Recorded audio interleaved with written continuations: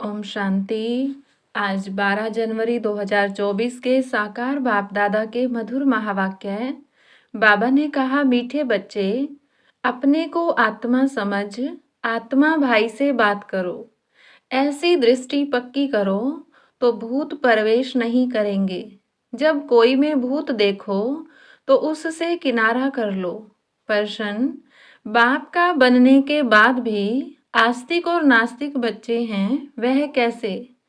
उत्तर, आस्तिक वह हैं जो ईश्वरीय कायदों का पालन करते, देही अभिमानी रहने का पुरुषार्थ करते, और नास्तिक वह हैं जो ईश्वरीय कायदों के खिलाफ भूतों के वश हो आपस में लड़ते झगड़ते हैं।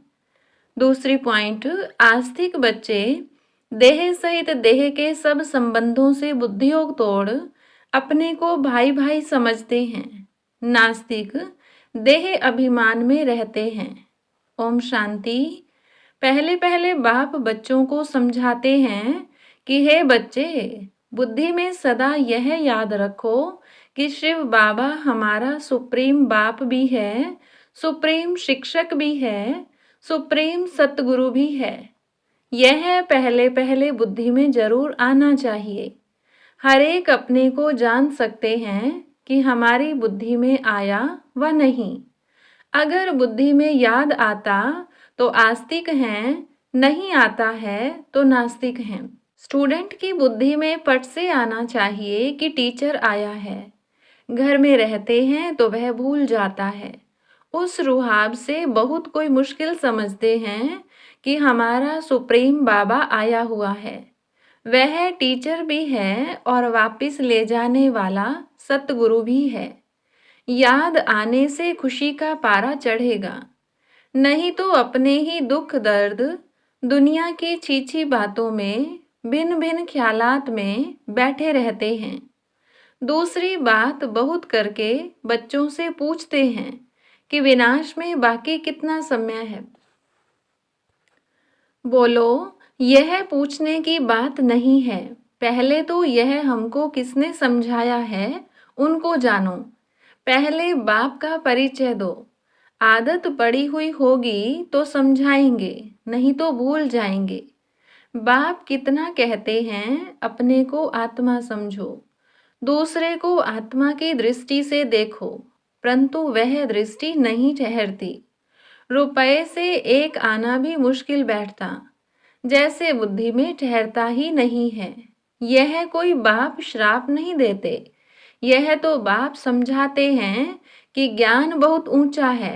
राजाई स्थापन होती है, रंक से लेकर राव बनते हैं। राव थोड़े बनते हैं, बाकी रंक नंबरवार होते हैं। लास्ट नंबर वाले की बुद्धि में कभी कोई बात बैठ न सके तो पहले जब किसको भी समझाते हो तो शिव बाबा का जो 32 गुणों वाला चित्र बनाया है उस पर समझाना चाहिए। उसमें भी लिखा हुआ है, सुप्रीम फादर, सुप्रीम टीचर, सतगुरु है। पहले जब यह निश्चय होगा कि समझाने वाला सुप्रीम फादर है तो फिर संशय नहीं लाएंगे। बाप बिगर यह स्थापना कोई कर न सके।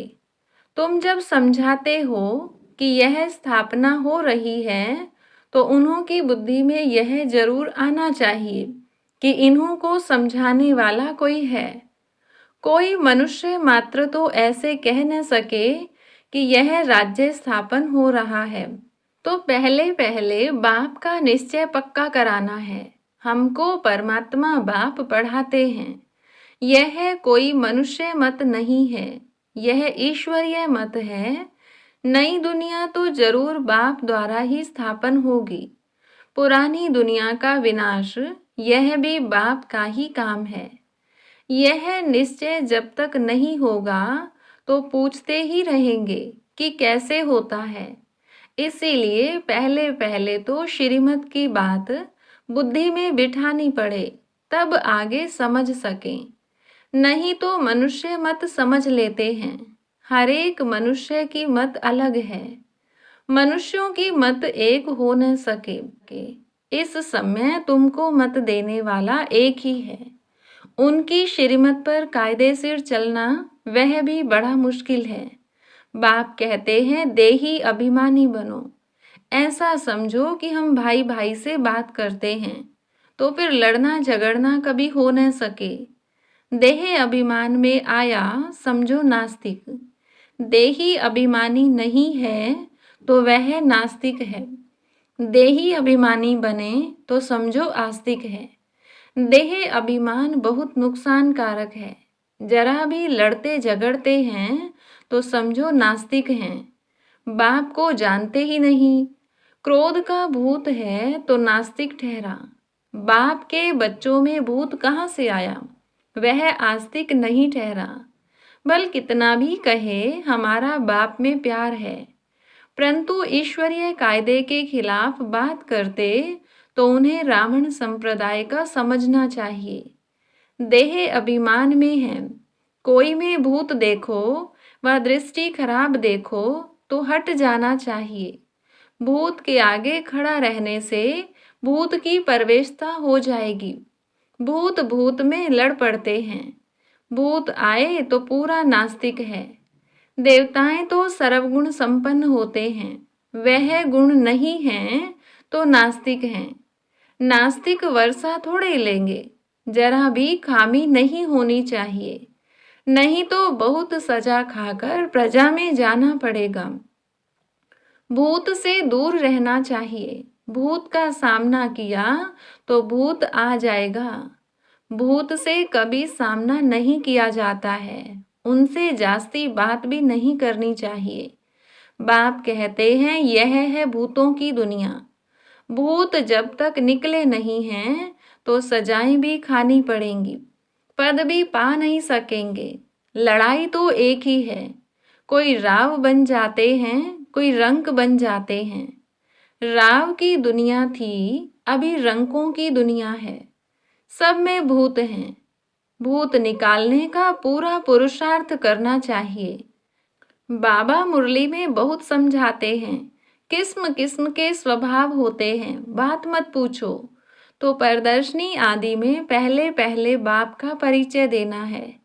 बाप कितना लवली है, वह हमको ऐसा देवता बनाते हैं। गायन भी है, मनुष्य से देवता किए करत न लागी वार। देवताएं थे सतयुग में तो जरूर उनसे पहले कलयुग था। यह सृष्टि चक्र का ज्ञान भी तुम बच्चों की बुद्धि में अब है। वहां यह ज्ञान इन देवताओं में नहीं रहेगा। अब तुम नॉलेजफुल बनते हो, फिर पद मिल गया तो नॉलेज की दरकार नहीं। यह है बेहद का बाप, जिससे 21 पीढ़ी तुमको स्वर्ग का वर्षा मिलता है। तो ऐसे बाप को कितना याद करना चाहिए। बाबा सदैव समझाते हैं कि हमेशा समझो कि शिव बाबा हमको समझा रहे हैं। शिव बाबा इस रथ द्वारा हमको पढ़ा रहे हैं। वह हमारा बाप, टीचर, गुरु है। यह है बेहद की पढ़ाई। तुम समझते हो पहले हम तुच्छ बुद्धि थे। इस कॉलेज का कोई को जरा भी पता नहीं है, इसीलिए समझाने के समय अच्छी तरह से घोट घोट कर समझाओ। श्री कृष्ण की तो बात ही नहीं। बाप ने समझाया है, श्री कृष्ण का कोई चरित्र है ही नहीं सिवाय शिव बाबा के। ब्रह्मा विष्णु शंकर के भी चरित्र हो न सके। चरित्र है ही एक का, जो मनुष्य से देवता बनाते हैं, विश्व को हेमिन बनाते हैं। तुम उस बाप की श्रीमत पर चलते हो, बाप के मददगार हो। बाप नहीं होता तो तुम कुछ भी कर नहीं सकते। तुम अभी वर्थ नोटे पैनी से वर्थ पाउंड बन रहे हो। अब नंबरवार पुरुषार्थ अनुसार तुम सब जान गए हो। तो पहले पहले है बाप का परिचय। सतयुग में देवताओं की बेहद की बादशाही है। उनके राज्य में और कोई था नहीं। अभी तो कलयुग है। कितने ढेर धर्म हैं। यह एक ही आदि सनातन देवी देवता धर्म कब स्थापन हुआ, यह कोई की बुद्धि में नहीं है।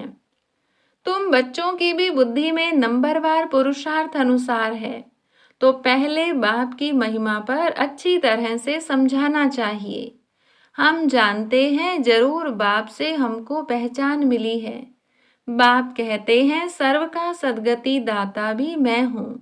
कल्प कल्प मैं तुम बच्चों को राय देता हूँ कि अपने को आत्मा समझो और मुझे याद करो, तो आत्मा पतित से पावन बन जाएगी। आत्म अभिमानी भव। दूसरे को भी आत्मा समझने से तुम्हारी क्रिमिनल आई नहीं होगी। आत्मा ही शरीर द्वारा कर्म करती है। हम आत्मा हैं, यह आत्मा है, यह पक्का करना है। तुम जानते हो पहले पहले हम 100% पावन थे, फिर पतित बने। आत्मा ही बुलाती है कि बाबा आओ। आत्मा का अभिमान पक्का रहना चाहिए और संबंध सब भूल जाने चाहिए। हम आत्मा स्वीट होम में रहने वाली हैं, यहाँ पार्ट बजाने आए हैं। यह भी तुम बच्चे ही समझते हो। तुम्हारे में भी नंबरवार हैं जिनको याद रहती है। भगवान पढ़ाते हैं, कितनी खुशी रहनी चाहिए। भगवान हमारा बाप भी है, टीचर भी है, सतगुरु भी है। तुम कहेंगे हम उनके सिवाय और कोई को याद नहीं करते। बाप कहते हैं देह सहित देह के सभी संबंध तोड़ मामेकम याद करो। तुम सब ब्रदर्स हो। कोई मानते हैं कोई नहीं मानते हैं तो समझो नास्तिक हैं। हम शिव बाबा के बच्चे हैं तो पावन होने चाहिए।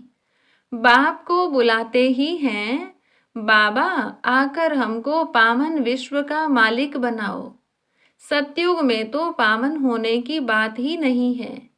पहले तो यह समझो कि यह शिव बाबा है, इनसे नई दुनिया स्थापन होती है। अगर पूछे कि विनाश कब होगा तो बोलो पहले अल्लाह को समझो। अल्लाह को नहीं समझा तो पीछे की बात बुद्धि में कैसे आएगी। हम सत्य बाप के बच्चे सत्य बोलते हैं।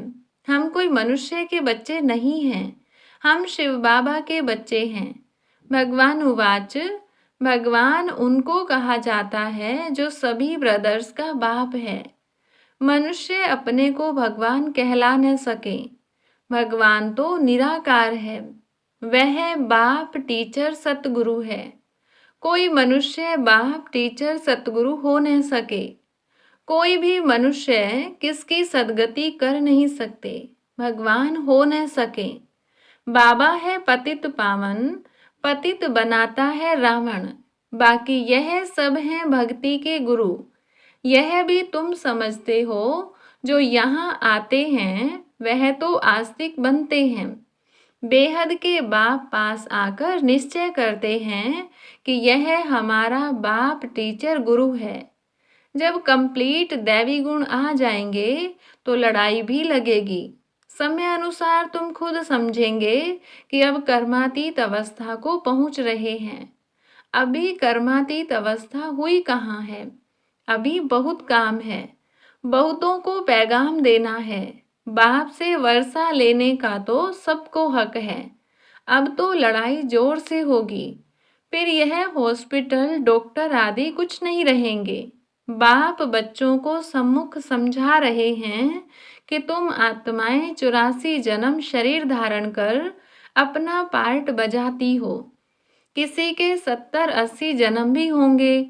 अभी जाना तो सबको है, विनाश होना ही है। अपवित्र आत्मा जा न सके।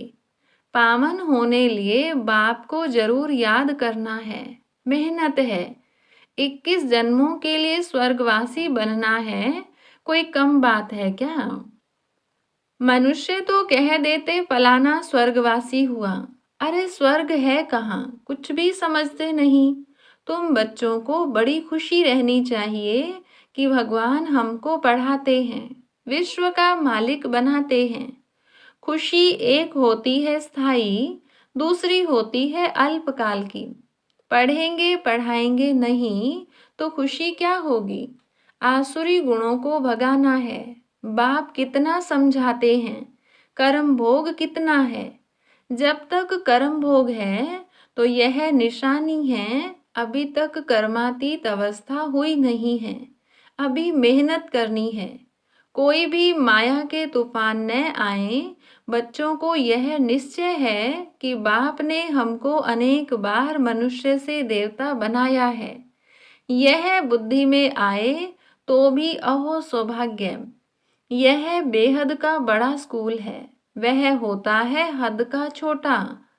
बाप को तो बहुत तरस पड़ता है, कैसे समझाऊं।